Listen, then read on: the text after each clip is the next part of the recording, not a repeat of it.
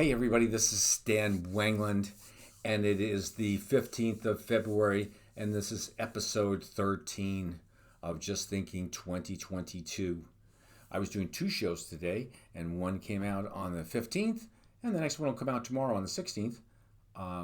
And there are some stories that I've wanted to do for quite a while. Some of these I've done, been on this topic before, but there's new and confirming information to a lot of suspicions that I've had, or things that myself and other clinicians, other people, to be a clinician, other people who are observers of the way our culture moves in many ways. Today's show really has to do in defense of males. And in particular, I saw research today that was coming out, and I've seen this before, about young males in our culture, in our society, and I'm sure it's very similar in Western industrialized countries, is where the combination of political correctness, narratives by some people in the academic community and developmental communities and so on and so forth, and political communities have developed towards males in terms of things that I personally feel, as a psychologist who's worked in developmental psychology and developmental disabilities, my goodness gracious, probably for about 85% of my career. And what I specialized in terms of eligibility, I specialized in as an adjunct professor in psychology and childhood and adolescence development and all that kind of stuff. I don't mean to keep relying on it all the time, but it's an important thing. And when you're treating people and you're developing programs like I did, all kinds of programs, and working with the special education programs, the school districts, all the different providers of jobs in the area, the social service departments, all those things, you kind of get a feel for developmental issues for people in general, because development is about all the things we have in common, and then the things that, the different subsets of human being, for lack of a better term, have. There is a difference between males and females. I hate to break the news to people on that. There are biological features, there are neurobiological features, there are genetic features to people. There's all kinds of things. There's the classic stuff of nature versus nurture, it's called, but it's really nature via nurture. What we come to the table with genetically, and when we're placed in our environment with all the different pressures on us, how does that impact us? There's things like temperament. These are important things on how you and I develop as individuals, number one, then as male or female individuals, number two, and then as we go through our developmental stages, how we go through those stages as an infant, a toddler, an adolescent, a young adult, an adult, a middle-aged person, so on and so forth, all the way going to death. Those kinds of things. Why am I giving this lead-in? Because I think we have done one of the worst disservices to so many groups of people due to bullshit narratives that come out of the psychological community, like I said, academic community, many times. And I'm not anti-academic or longitudinal studies or specific studies on issues or medical studies. All those things. That's how you determine these things. And clinical observations, common sense observations by parents and communities, anthropologists, all these other fields in there. But we have a lot of polarization and politicking that's gone on to come up with buzzwords and terms for our culture and our population, which is highly uneducated, to say at best, and downright criminal, and super biased, at its worst. There's a large number of people, who are well-intended and well-informed and understand, many, many issues about human beings and are, help benefit people, regardless of their gender, their age, or people who specialize in that for the special needs that people have in those subcategories. But what's been done to males, it's like what's been done to females for generations.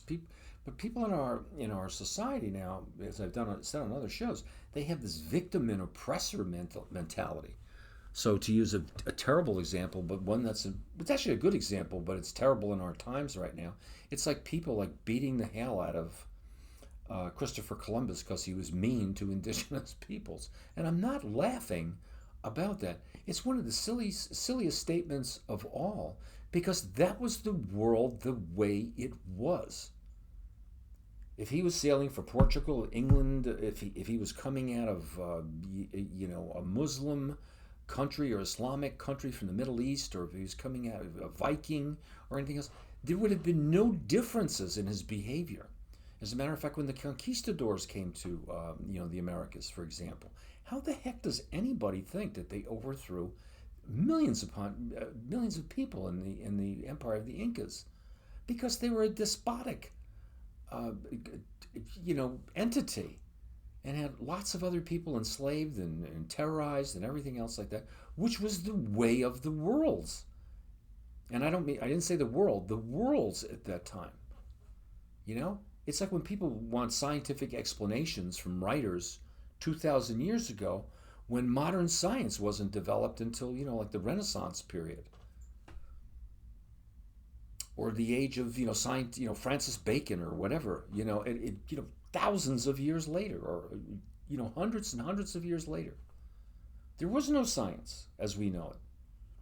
So how the heck do you expect somebody to write an ancient, a biblical, treatise or a philosophical thing? How do you expect them to write about the scientific processes that we have today, when the critical thinking and scientific method wasn't even invented for the majority of human beings?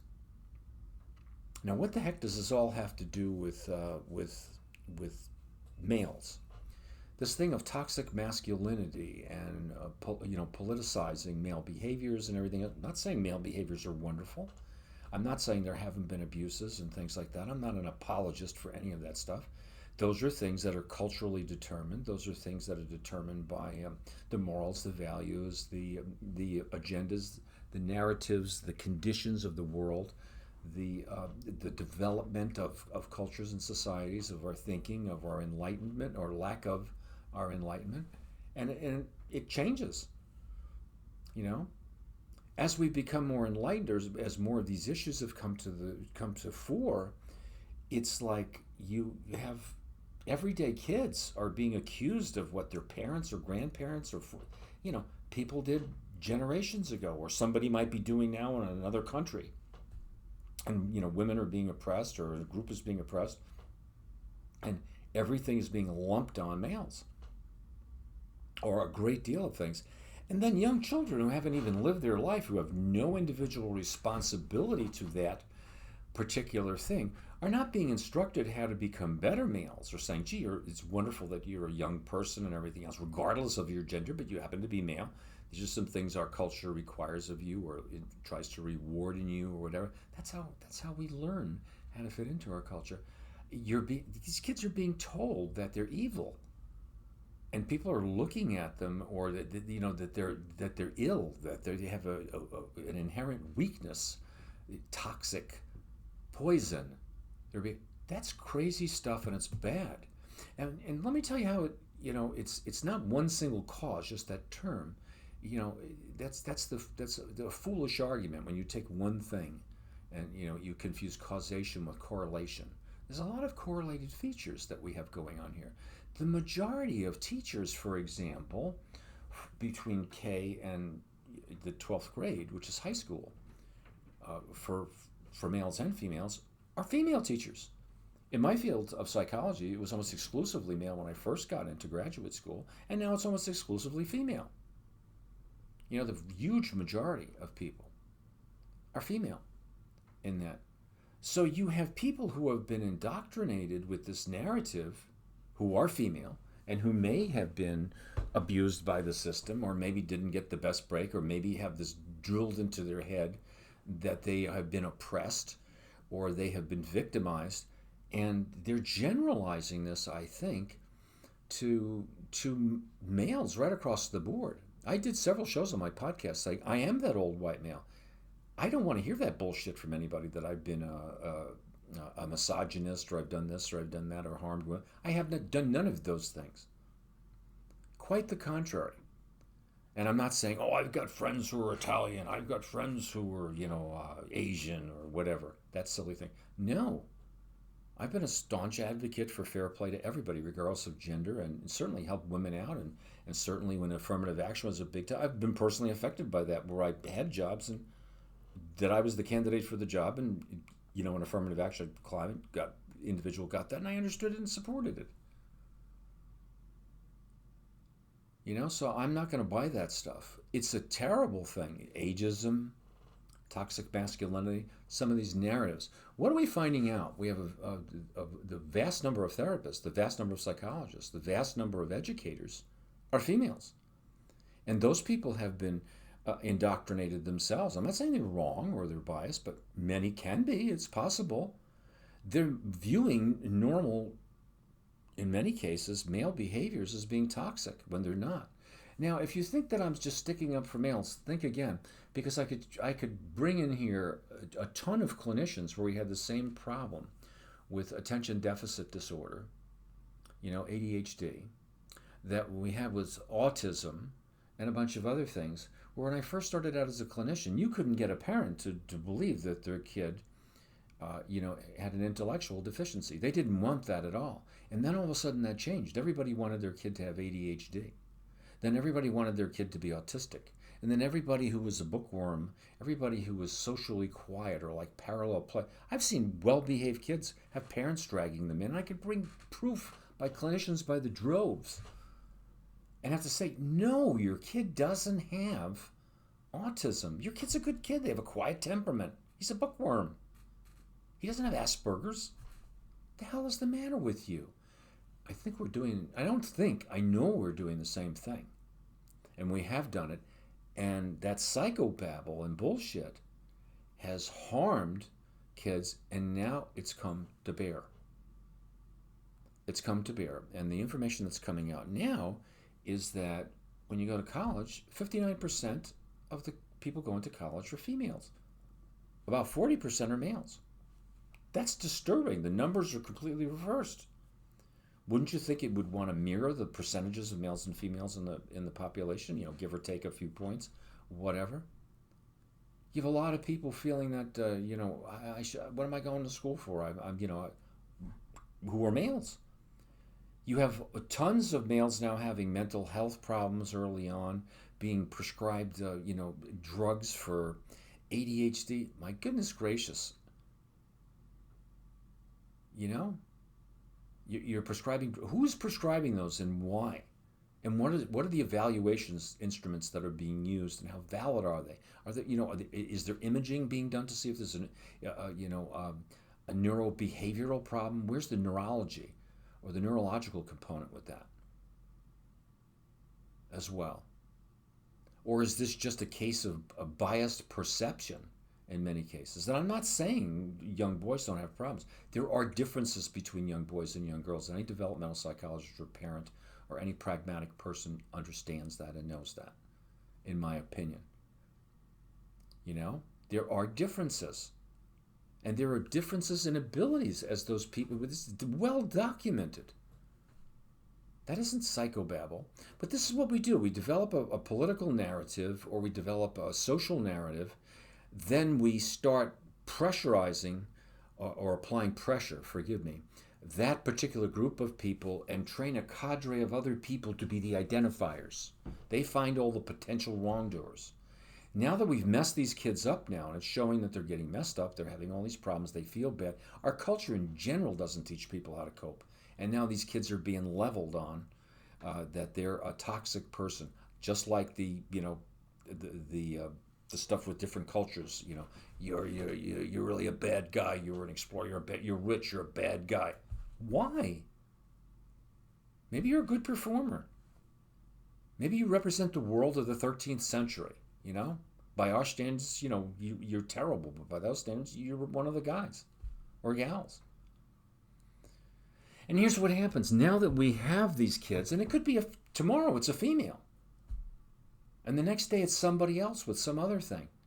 You come up with some harebrained scenario, and you start pumping this in somebody's head.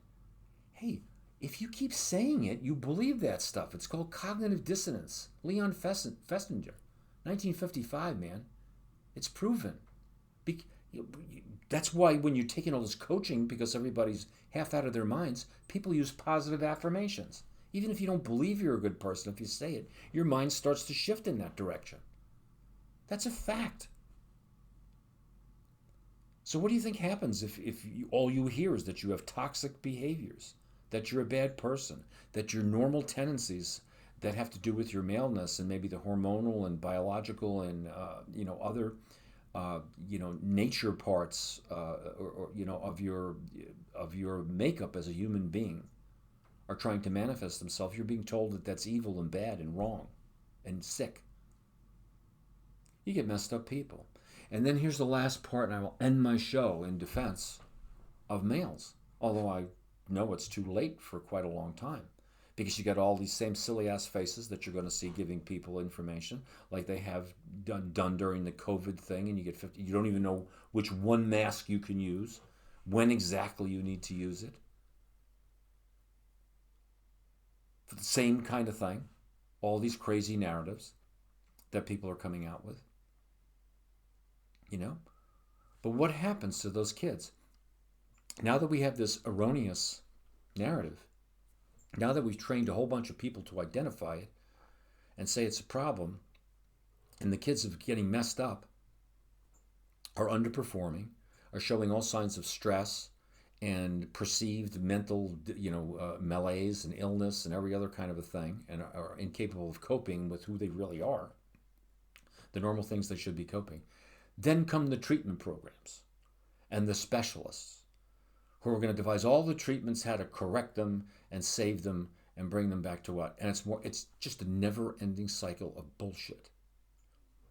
I come up with a wild idea, I make a problem, I sit there and for a large number of people, create a problem for them, and then, now that they're erroneously identified or I've made them nutty in a different way, I have the wonderful cottage industry of treating them.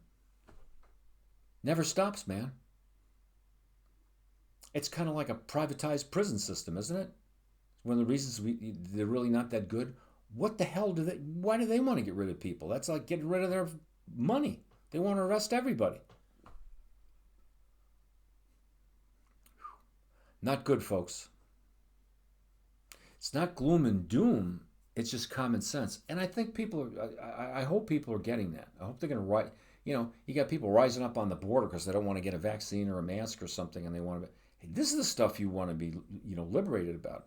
If you're a female and you're being put down and you can't get on a team, or somebody's telling you can't do something because you're a female, unless there's some specific, very highly specific reason for that, I can't think of one. I don't know, maybe being a female boxer, as a heavyweight versus a heavyweight man, they're just too big.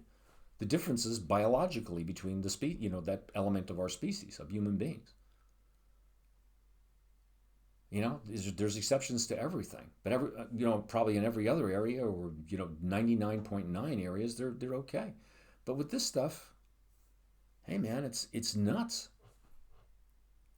And you don't stop it here. It keeps on going and going and going from one thing to the other thing to the other thing.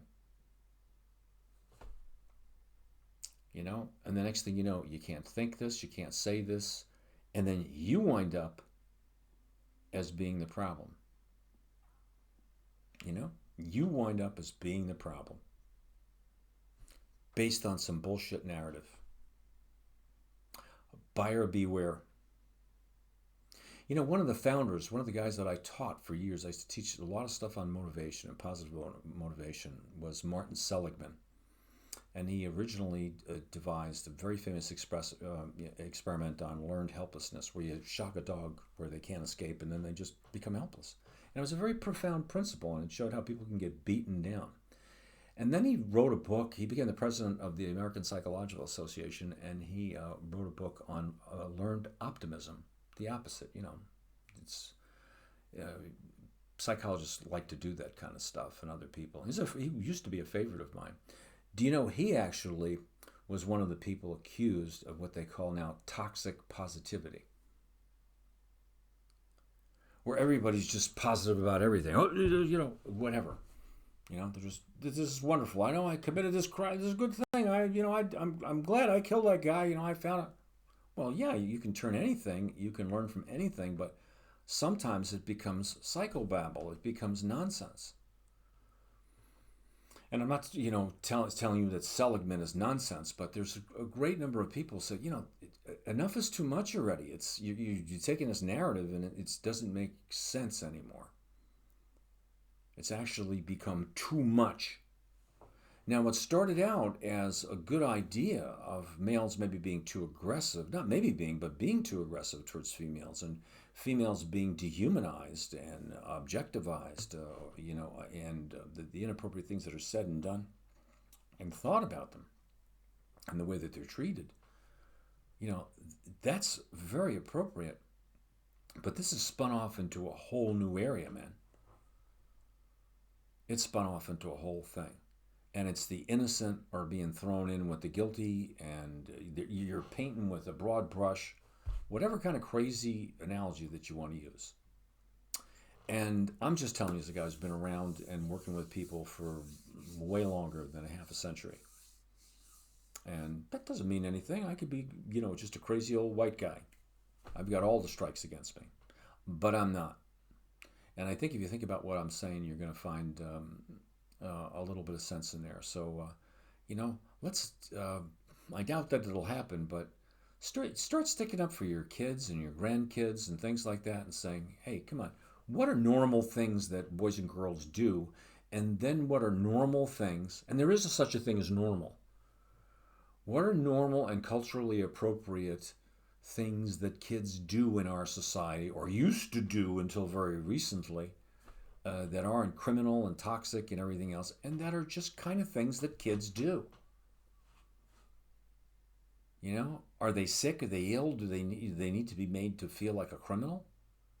And who am I punishing, and why am I punishing and keeping an eye out for these things when these people haven't even been born? They haven't had a chance to do any of this stuff. It's another part of this thing about catching everybody doing something wrong every minute. And it's having dire, dire, dire consequences. So that's it for Just Thinking. I hope you enjoyed the show. And I feel good getting that off my chest.